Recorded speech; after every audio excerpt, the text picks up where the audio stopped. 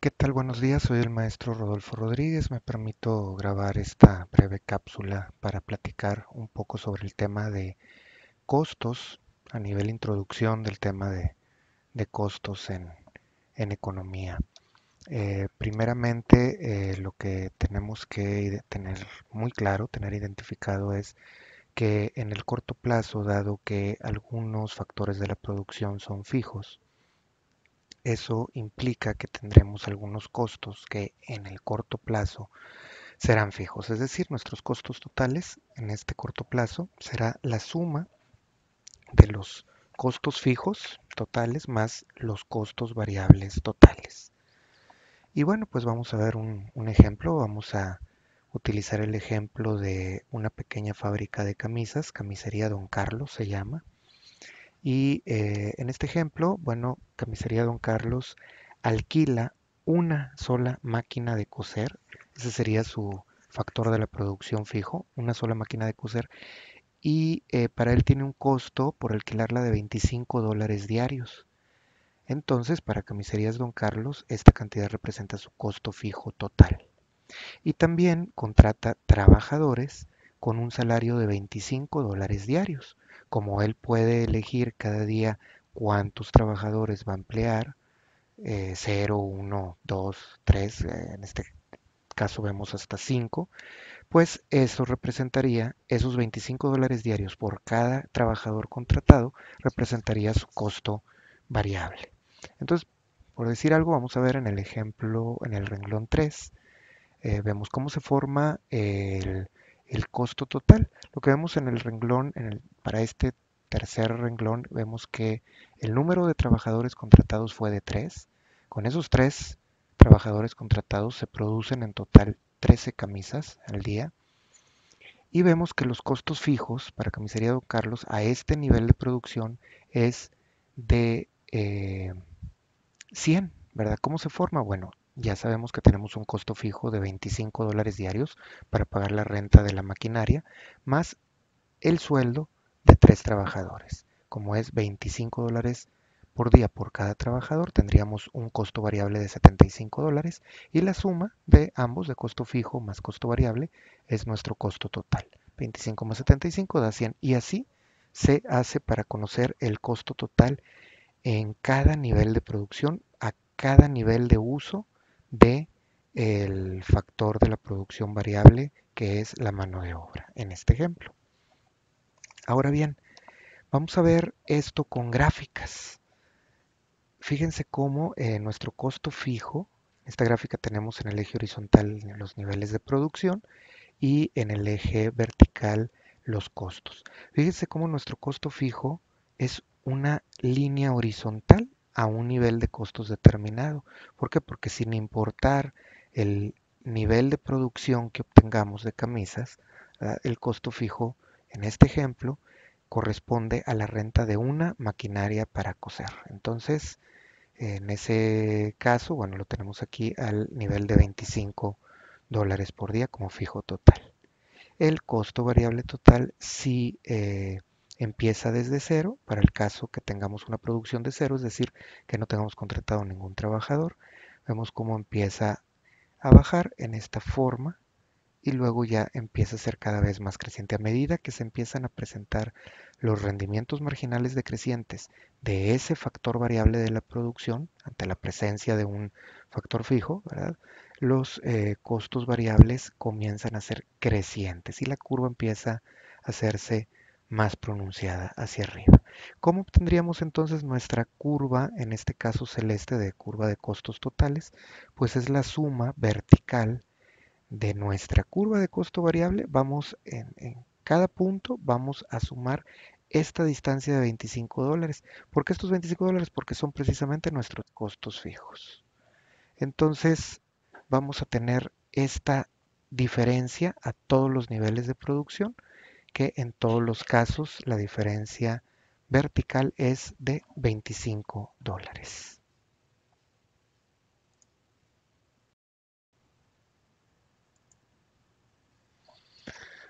Muy bien, entonces lo que vamos a ver a continuación es una gráfica de los mismos conceptos de costos, tanto variable como fijo, pero en promedio. Es decir, el costo variable promedio, como vemos, es una cantidad del costo variable, como su nombre lo indica, no es constante, pero se divide cada vez entre una cantidad de producción mayor. Esto nos lleva a que primero presente una disminución en ese promedio de costos variables y posteriormente vamos a tener después la parte donde sube el costo variable promedio. A diferencia del costo fijo promedio. El costo fijo promedio, ustedes saben que el costo fijo es una cantidad, como su nombre lo indica, que no varía. Es un costo fijo, una cantidad fija, que se divide cada vez entre mayor cantidad de producción. Entonces es por eso que el costo fijo medio, costo fijo en promedio, es una curva que va disminuyendo, cada vez disminuye y se va acercando a cero. Entonces, como definiciones podemos manejar el costo fijo promedio, es el costo fijo total por unidad producida, mientras que el costo variable promedio, acá en esta curva en forma de U, es el costo variable total por unidad producida. Y bueno, de esta forma llegaríamos así como teníamos que el costo total era la suma de costos fijos más costos variables, también vamos a ver en esta otra gráfica, es la misma gráfica, pero le estamos añadiendo esta otra curva en U, que está por encima de la curva de costos variables promedio, es la curva de costos totales en promedio.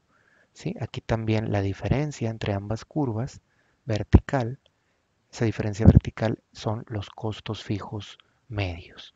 Si se fijan aquí sí esta diferencia a medida que aumentamos los niveles de producción, es decir, que nos movemos a la derecha en la gráfica, esa diferencia vertical va siendo cada vez menor y menor y menor. ¿Por qué? Porque los costos fijos promedio van siendo cada vez menores. Y tenemos también otra curva, que es esta curva rosa que está aquí, que es nuestro costo marginal. ¿Qué sería el costo marginal? Bueno, el costo marginal es el incremento en el costo total que resulta de incrementar en una unidad la producción total. Podemos ver aquí que inicialmente el costo marginal comienza también disminuyendo en el segmento de la producción de los retornos marginales crecientes, el costo marginal disminuye a medida que la producción aumenta, pero en el segmento de la producción de los retornos marginales decrecientes, el costo marginal aumenta a medida que la producción también tiende a ser mayor, a medida que la producción aumenta. Y bueno, vamos a ver a continuación cómo eh, podemos tener en esta misma curva es al mismo tiempo la representación de la producción total, del producto total. Este tema se estudia en la parte de producción. Entonces nuestra curva de producción total es muy similar, digamos, se comporta de forma muy similar que la curva de costo total, ¿sí? Costo total variable, ¿sí? Dependiendo las variables que estemos graficando, ¿sí? En todos los casos tenemos que a mayores niveles de producción o para conseguir mayores niveles de producción, por un lado necesitamos mayores cantidades de mano de obra y por otro lado esas mayores cantidades de mano de obra representarán un costo variable mayor también. Entonces, de esta similitud entre las curvas de producción total y de la curva de costos variables, vamos a poder nosotros generar esta comparación gráfica entre las curvas, por un lado, de productividad media, ¿sí? Y de productividad marginal con las curvas de costo variable medio y costo marginal. De esta forma podemos ver que hay una relación en donde el nivel de producción donde se alcanza los niveles mayores, máximos de productividad marginal son precisamente, o es ahí el punto mínimo, corresponde al punto mínimo de la curva de costo marginal. Y también ya sabemos nosotros que la curva de productividad media es cruzada por la curva de productividad marginal en el punto más alto de la curva de producto medio, ¿sí? Y bueno, ese punto de cruce corresponde también al punto donde se cruzan la curva de costo marginal y de costo variable medio. Aquí también, comparando la curva de costo marginal con la curva de costo variable medio, podemos ver que mientras la curva de costo variable medio es un promedio. Entonces, cuando el dato de costo añadido por la última unidad producida está por debajo del promedio, vemos que el promedio es, vamos a decirlo así, jalado hacia abajo. Mientras que ya después de cruzar el aumento en el costo total por producir una unidad adicional de producto está por encima del promedio, eso nos va empujando la curva de costos variables en promedio hacia arriba. ¿Sí? Entonces podemos ver la similitud inversa, pero la similitud a final de cuentas entre la curva de costo marginal y de productividad marginal y la curva de costo variable promedio y de productividad o producción promedio.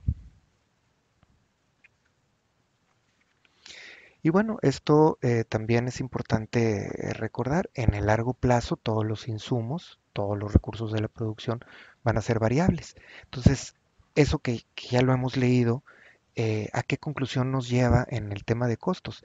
A que en el largo plazo todos nuestros costos son variables, ¿sí?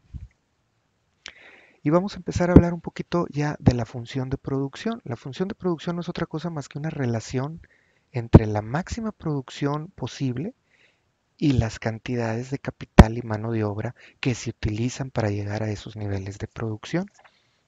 Entonces, para poder ver esta función de producción se nos puede dar una función matemática, pero también lo podemos ver de forma mucho más simple en una tabla. Entonces, esta tabla representa una función de producción. ¿Por qué?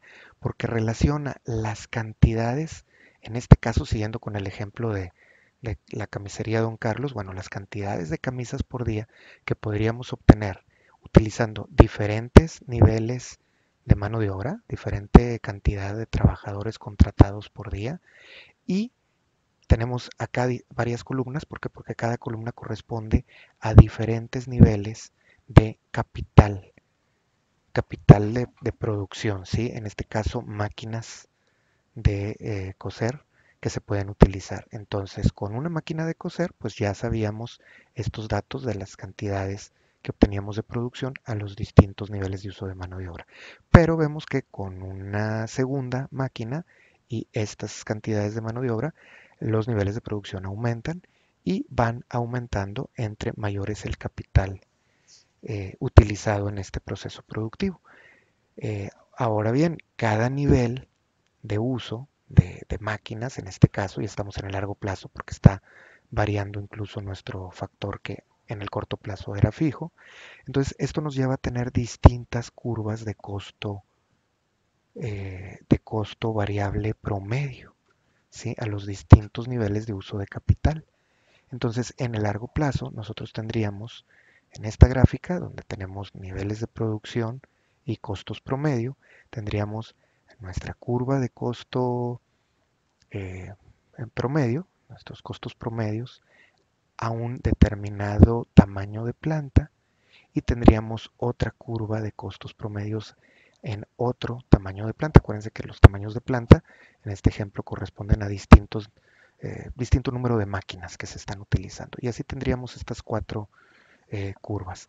Si se fijan, los segmentos relevantes, es decir, los niveles de producción que deberíamos de considerar para tomar, digamos, la parte de costos más baja de cada una de estas curvas, nos daría lugar a nuestra curva de costos de largo plazo, en el cual, insisto, podemos variar todos nuestros insumos.